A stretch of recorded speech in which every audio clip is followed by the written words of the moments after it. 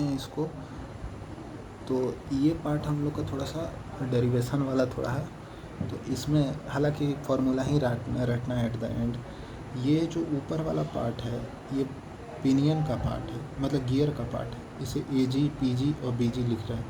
ये जो बीच में है वो पिनियन का गियर का पिच सर्कल है, उसके ऊपर गियर का बेस सर्कल है, और नीचे में जो डॉटेड लाइन्स है वो एडेंडम सर्कल ऑफ गियर है। सिमिलरली ये बेस सर्कल ऑफ पिनियन है, ये पिच सर्कल ऑफ पिनियन है, और ये एडेंडम सर्कल ऑफ पिनियन है। अब क्या है कि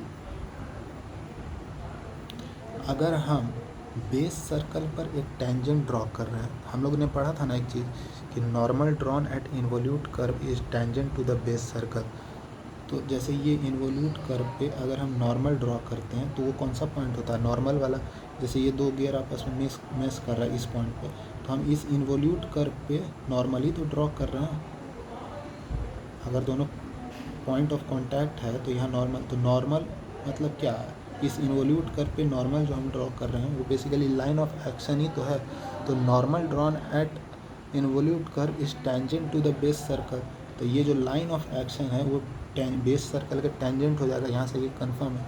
अब O2 और O1 को अगर हम इस पॉइंट ऑफ टेंजेंसी पे मिला दे तो 90 डिग्री होगा। सिमिलरली O1 और M को अगर हम पॉइंट ऑफ टेंजेंसी पे मिला दे तो ये परपेंडिकुलर होगा। ये पूरा क्या है, radius of pitch circle point तक।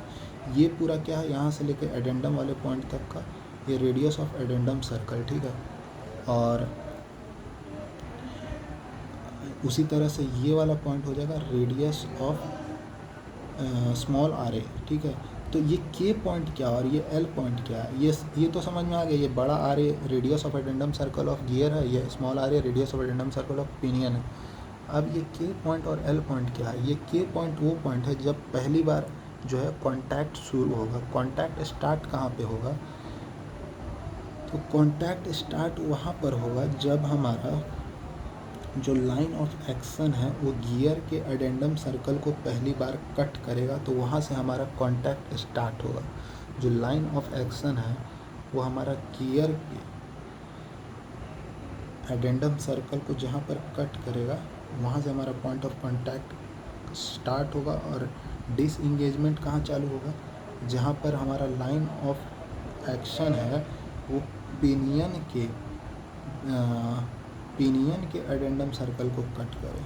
ये लाइन ऑफ एक्शन है, ये गियर के एडेंडम सर्कल को यहाँ कट किया और पिनियन के एडेंडम सर्कल को यहाँ पे कट किया, तो यहाँ पे ये डिसएंगेजमेंट हो गया। यहाँ से इंगेजमेंट चालू हुआ, तो K से L को बोलते हैं इंगेजमेंट जोन। यहाँ K से P को बोलते हैं इंगेजमेंट जोन, K से लेके पॉइंट P को, और P से L को बोलते हैं डिसएंगेजमेंट जोन। अब हमको भी यही KP और PL निकालना है, तो इस ट्रायंगल को हम लोग बाहर निकाल लेंगे। ये जो ट्रायंगल है और ये जो ट्रायंगल है इसमें ज्योमेट्री खेलेंगे, तो यहाँ से KP और PL हम निकालने का कोशिश करेंगे। तो पाथ ऑफ कॉन्टैक्ट क्या है, KL है। Where KP is what, path of approach. PL क्या है, पाथ ऑफ रिसेस और पाथ ऑफ डिसएंगेजमेंट। अगर हम पाथ ऑफ अप्रोच यानी KP निकालने का कोशिश करें ट्रायंगल O1KM में, ट्रायंगल O1KM में, तो ये हो जाएगा RA का स्क्वायर प्लस R कॉस, ये hypotenuse square, R sine five plus KP का whole square plus R cos five का होल स्क्वायर। तो यहाँ से हमारा जो KP निकल के आएगा वो ये आएगा RA square minus R square cos square five minus का R साइन फाइव। इसे याद रखना है, डायरेक्ट फार्मूला बेस्ड क्वेश्चन आता है। कोई भी एग्ज़ाम ले लो, चाहे वो सेमेस्टर हो चाहे कॉम्पिटिटिव एग्ज़ाम हो, डायरेक्ट यहाँ से फार्मूला आता है। सिमिलरली PL निकालने का कोशिश करें तो ये सिमिलरली ये ट्रायंगल ले लेंगे, तो यहाँ से बस चेंज क्या आता है, बड़े RA की जगह छोटा RA आ जाएगा। RA minus R square cos square five minus R sine five. अब आर्क ऑफ कॉन्टैक्ट क्या होता है, arc of contact is nothing but path of contact by cos five. ये हो गया हमारा। अच्छा, हमको अगर velocity of sliding maximum value पूछेगा तो मैक्सिमम वैल्यू कहने का क्या मतलब है, पॉइंट Q जो है मेरा जो कांटेक्ट पॉइंट है वो कहाँ से कहाँ तक ट्रैवल कर रहा है, K से लेके L तक ट्रैवल कर रहा है। K पे हमारा इंगेजमेंट चालू हुआ, L पे डिसएंगेज हो गया। तो QP तक हमारा इंगेजमेंट चला, फिर उसके बाद डिसएंगेजमेंट हुआ। तो QP का तो मेरा वेलोसिटी ऑफ स्लाइडिंग का मैक्सिमम वैल्यू क्या होगा, या तो मेरा Q से लेके P तक का वैल्यू मैक्सिमम होगा, या फिर K से लेके P तक का वैल्यू मैक्सिमम होगा, या फिर P से लेके, अरे भाई यहाँ से हमारा इंगेजमेंट चालू हुआ, तो यहाँ से चला चला ये P पॉइंट तक चला। मेरा फार्मूला क्या होता है स्लाइडिंग वेलोसिटी का, QP इंटू ω1 प्लस ω2।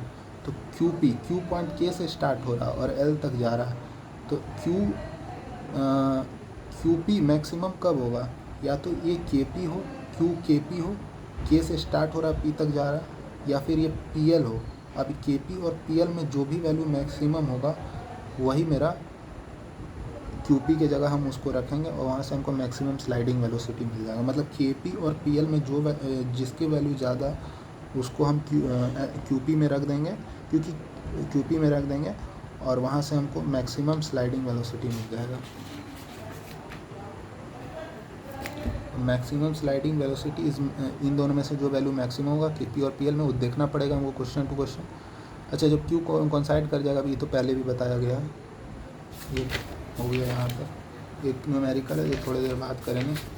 अब आते हैं हम लोग इंटरफेरेंस के फेनोमेना, इसे अगली वीडियो में डिस्कस करेंगे।